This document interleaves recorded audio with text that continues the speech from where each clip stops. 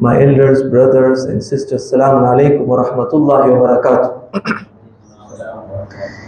We thank Allah subhanahu wa ta'ala for another opportunity to grant us first of all the health and tawfiq to visit Abu Abdullah Hussein alayhi salam on this occasion of Arbaeen.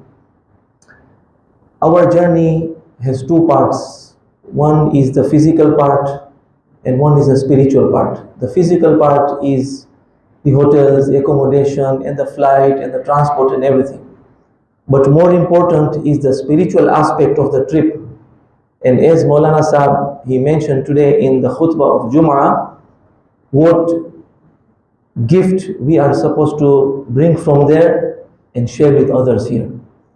So we will start with the important part, that is the spiritual part.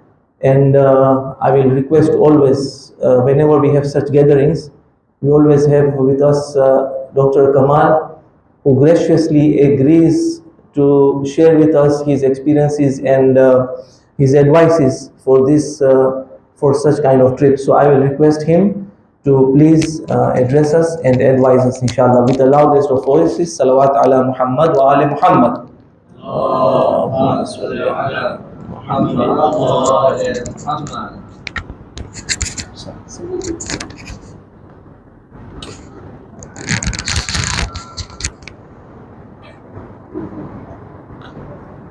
أعوذ بالله من الشيطان الرجيم بسم الله الرحمن الرحيم الحمد لله رب العالمين والصلاة والسلام على سيدنا ونبينا محمد وأهل بيته الطيبين الطاهرين اللهم صل على محمد.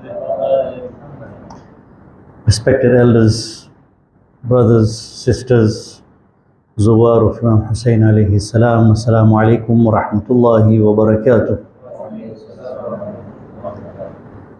I see it's a nice, youthful group, so I will speak in English. Usually I give a choice whether I should be speaking in English or Gujarati, so I think we'll stick to English. As Sadiq Bhai said, it's a big blessing. All of you have been invited to be the guests of Abu Abdullah al-Hussein, this Arbaeen. Not everybody is that lucky. Sayyid Adil's famous words, I will borrow it from him. He says, with every blessing comes responsibility. So whenever blessing is granted, responsibility follows. So what's the responsibility behind this trip that you are going for? Number one, every ziyarah trip, it's recommended to go for ziyarah on Eid al-Fitr, on Laylatul Qadr, on Ashura, 15th Sha'ban, and of course Eid al-Hajj on the day of Arafat. It's mustahab to be in Karbala. So every ziyarah has a different flavor. This Arbaeen ziyarah is very special. And for those of you who've gone before, you would have experienced it. For those who haven't, it is something that you have to experience to believe. Right from childhood, we've been reciting Dua Iftatah, which is taught to us by our 12th Holy Imam, Ajjalallahu Ta'ala Farajahu Sharif. Allahumma salli ala Muhammad. And in that, one of the verses is Allahumma inna narghabu ilayka fi dawlatin karima tu'izzu biha al-islam wa ahla, whereby we are asking for a dawlatin karima, a government which is noble, in which Islam will be given its due respect. tu'izzu biha al-islam wa ahla, and the Muslims will be given the due respect. wa tudhillu biha an-nifaq wa ahla, and the enemies will be disgraced. The ulamas tell us, if you want to experience this Dawlatun Karima, if you want to experience an ideal Islamic government, there is no ideal Islamic government. Yes, we have Iran, to an extent it has a flavor. But if you really want to have a feeling of what would be the experience of living in a government like this, go for the Arbaeen walk. When you go for the Arbaeen walk, you get a chance to experience that Dawlatun Karima. You won't see high rises, you won't see skyscrapers, you won't have that much of a luxury. Everybody will be equal, you'll all be sleeping in mawkibs, you'll be served with food, you'll have people coming and massaging you, you'll be treated in case you fall sick. I know of people who've done the whole work with just $1 in their pocket. Even that dollar was not used. They paid for their ticket and they started the walk and they didn't spend a penny. Dawlatin Karima. You want to experience what it feels like to live in an Islamic government for those 3 days. It'll just be a taste which awakens that need for the Dawlatin Karima. Then when you recite these verses of Dua Iftitah, you'll pray with your heart that this is what we want, whereby everybody is equal and everybody is served and you get a chance to serve. It's not only taking from that Dawlatin Karima, but also giving. This should be the spirit. They say for those who gather on the plains of Arafat, 2.5, 3 million Hujjaj, they also are intense. The simplicity, everybody's in the same dress. But they are all there because it's wajib. And Arbaeen, you have 25 million people who have gathered, not because it's wajib. It's pure love. It's love of Abu Abdullah al-Hussein. So you can imagine the environment, the spirit. It's going to be very charged up. Secondly, it's going to be a very special Arbaeen this year. It's the first Arbaeen after 7th of October. The genocide that we have witnessed, whereby it has awakened the whole globe and it has exposed the Zionists, the genocidal entity. Hajj was one venue to show the unity of Muslims, but unfortunately it did not happen to the extent which was expected. But Arbaeen, there's going to be no limits. So it's going to be a very special Arbaeen. For those of you are going, inshallah, you'll be able to experience it. And you'll have a very high flavor of what is going on in Palestine. And I think you'll be there to witness it, inshallah. Now coming to the responsibilities that we have discussed many responsibilities from the ulama. There is advice of Ayatollah Sistani. May Allah protect him, inshallah. Inshallah, you'll be meeting him during Arbaeen. One of the other mujtahid that you might get a chance to visit when you're in Najaf is Ayatollah Bashir Najafi, who is originally from Pakistan, an Urdu-speaking mujtahid. It's an experience to go meet him. So allow me to take inspiration from him, and from this we can derive our duty on a trip like this when we go for ziyarah. He quotes this verse of Surah Zumar, chapter 39, verse number 71. A'udhu billahi minash shaitanir rajim. وَسِيقَ الَّذِينَ كَفَرُوا إِلَى جَهَنَّمَ زُمَرًا. I'll just take this first verse.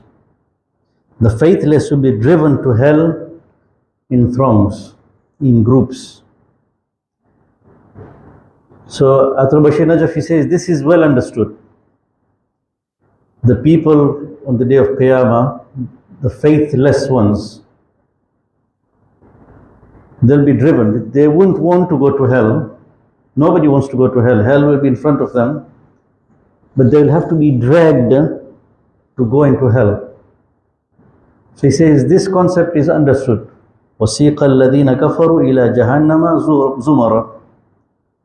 That they'll be dragged towards the fire of hell. They won't want to go, they'll be forced.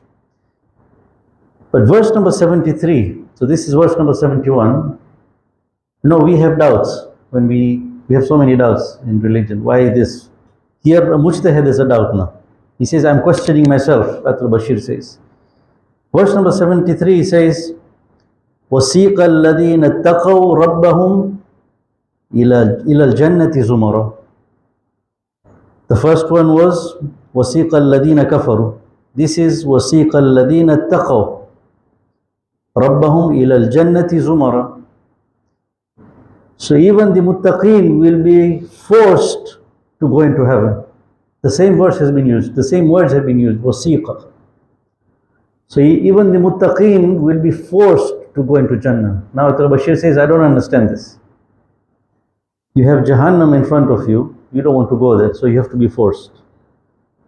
But here you have Jannah for the muttaqeen, and they don't want to go. They have to be forced to go into Jannah. So he says, I didn't understand this.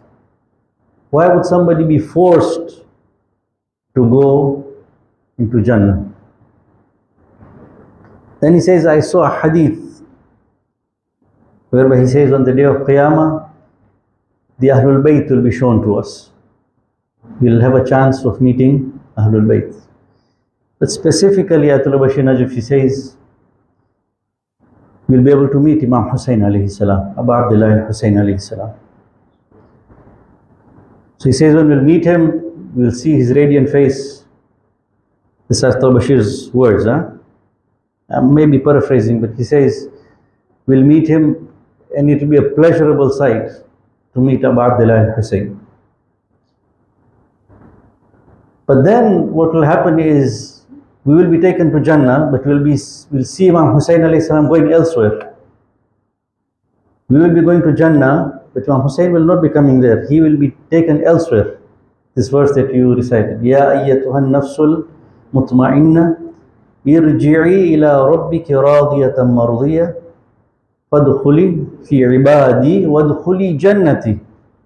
Allah says, Jannati, my Jannah. So Imam Hussein alayhi salam will be taken to another Jannah, close to Allah. Will be taken to normal Jannah, inshallah. So then when people will say that Imam Hussein alayhi salam is being taken elsewhere, they would want to go with him, but they'll be told, no, you can't go with him. You have to go to this Jannah. So they'll be reluctant. And that's why they'll be forced to go into this Jannah. So you can imagine on the day of Qiyamah also, you have qualified for Jannah, but even that is painful because you're being distanced from Imam Hussein alayhi salam on the day of Qiyamah. This is Ayatollah Bashir Najafi's. So then the only chance that we have to get close to Imam Hussein alayhi salam is in this world. So Sheikh Muhammad Khalfan's, you know Sheikh Muhammad Khalfan in Qum, wonderful writer, an eloquent writer. He has a book called The Sacred Effusion, which is a commentary of Ziyarat Ashura. Beautiful read. It gives you the spiritual aspect of the ziyarah. So he took out a nice clip today, not an audio clip. He wrote a small article. I'll just give you a brief. He says, when we go from Najaf to Karbala during Arbaeen, that is a horizontal journey, whereby we are covering a physical distance from Najaf to Karbala, and we are covering space between Najaf and Karbala, the number of posts that we have. But he says this journey is important, this horizontal journey is important. But he says what is more important is the vertical journey. Not only the horizontal journey towards Imam Hussein alayhi salam, but the vertical journey is more important. Vertical journey in which we have to rise in intention, in belief, in sincerity and knowledge of the Imam. So not only covering the distance, now it has become, oh, I did the journey in 2 days, and I did the journey in 3 days, and we walked 80 kilometers, and I saw this, and I saw this mawqif. Yes, that is part and parcel of the journey. But he says what is more important is the vertical ascension of desire of Imam Hussein alayhi salam. So this goes in line with Ayatollah Bashir Najafi's description. Only if we rise vertically will we qualify to be with Imam Hussein alayhi salam in Qiyam. If we just have this horizontal journey whereby we just enjoy the walk, and the food and the service and the talks and the company, inshallah, our sins will be forgiven, we'll qualify for Jannah, but then there'll come a time when we'll be separated from Imam Hussein alayhi salam. Why? Because we just covered the horizontal distance, but we did not rise vertically. So it's very important that in this journey, we have to rise vertically. This is the responsibility that comes with this blessing. It's very, very important. So number one, our iman, our faith. Number two, ma'rifah. Ma'rifah, or what are we seeking from this ziyarah? The ma'rifah of the imam. This is how we rise vertically. Following the tradition, the sunnah. Sincere intention. Our niyyah should not be to show off or to achieve anything else, but it should be to seek proximity with Allah. We are vertically rising. Taqwa, stay away from sins, be God mindful during the walk. But more importantly, ulamas tell us that these 5 criteria that I mentioned are very difficult to achieve. Sincerity of intention, or intention can get blown away just like a leaf gets blown away by the wind, or the flame of a candle gets blown away by air. You just blow it and it's gone. So intention, you could be having a very good intention, but it just takes one instant and the intention is gone. So we have to protect that flame. So sometimes we make an effort, we try very hard to maintain our intention, to maintain our taqwa, to maintain our iman, but it's very difficult.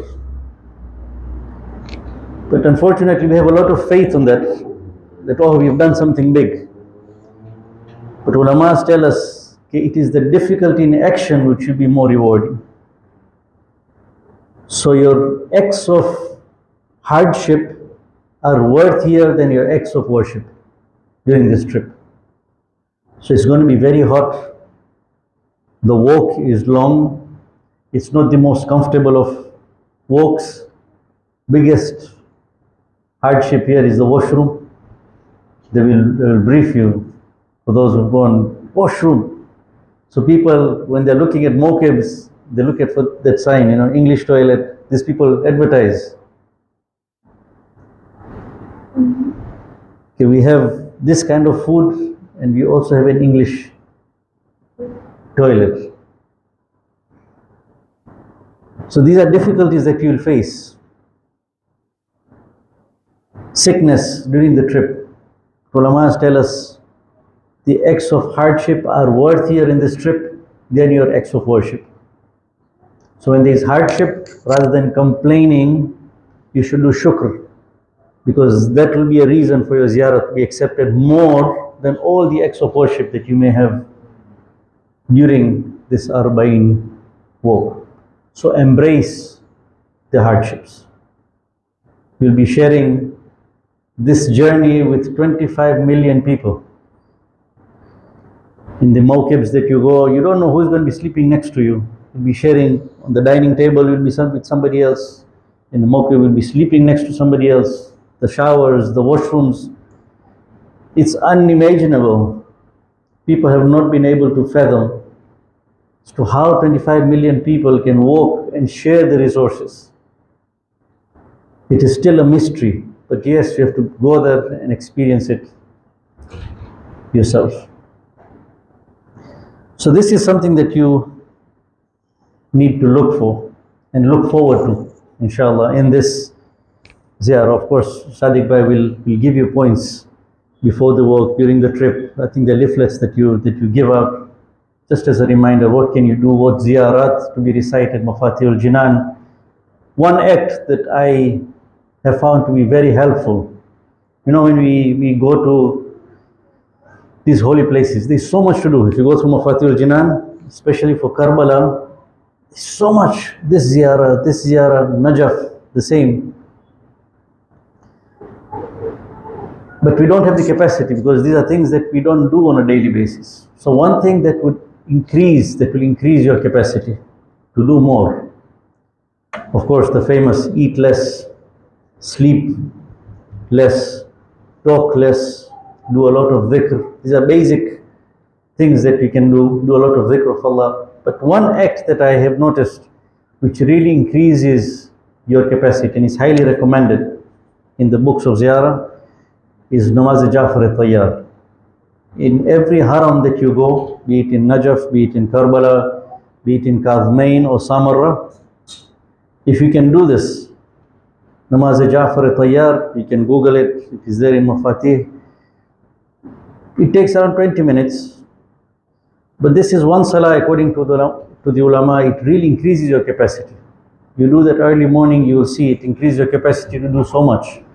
It gives you the boost to be able to do so much that is recommended. So this would be my advice, and whenever you're praying, remember, inshallah, this will be a source, hopefully. If you can make this effort, slightly lengthy because you don't do it on a daily basis, but it's worthwhile. It will really increase your capacity.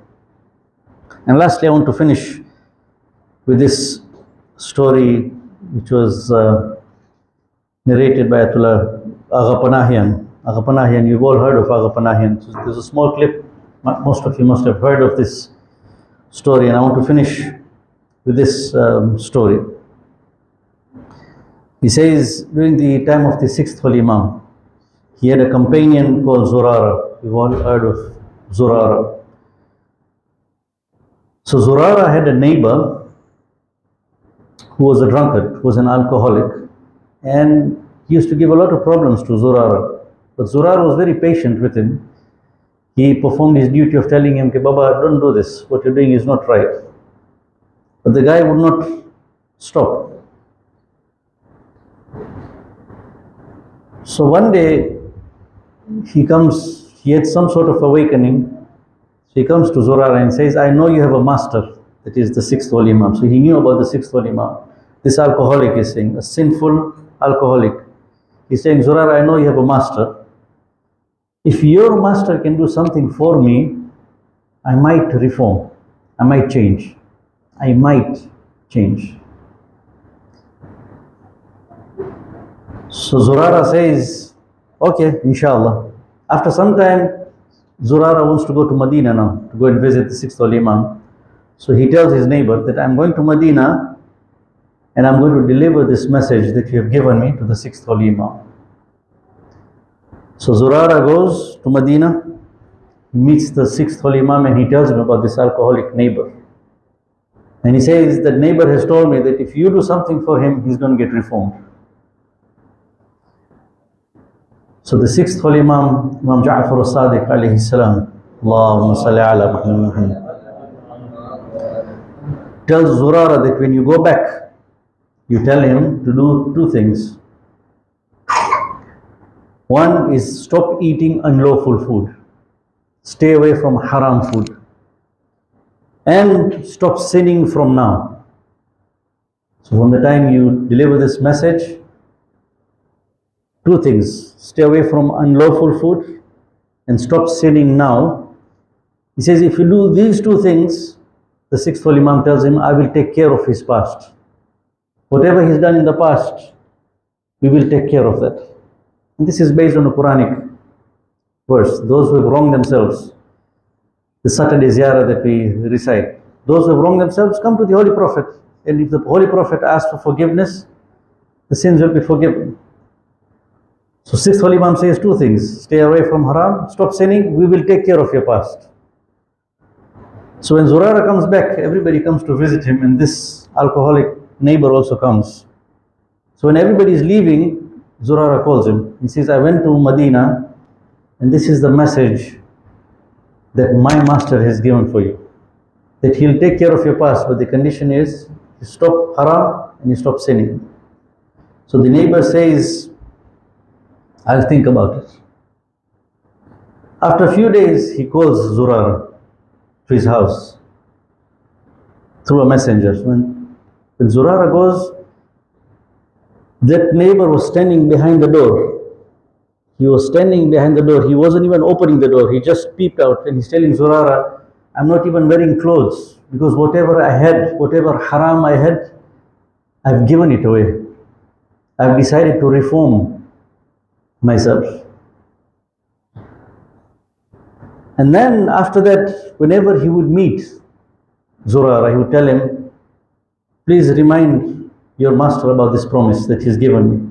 I've reformed now, but I'm banking on that promise that your master gave me. After a few days, he dies. This neighbor dies. And after some time, Zurara again is blessed with the ziyarah of the sixth Holy Imam. So when he goes to Medina, as he enters in the presence of the sixth Holy Imam, even without asking,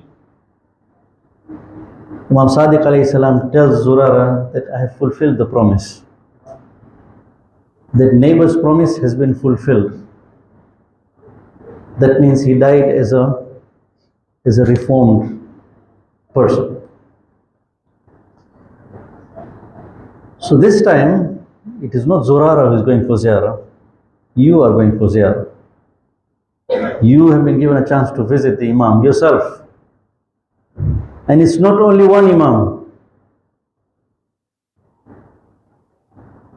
It is multiple Imams.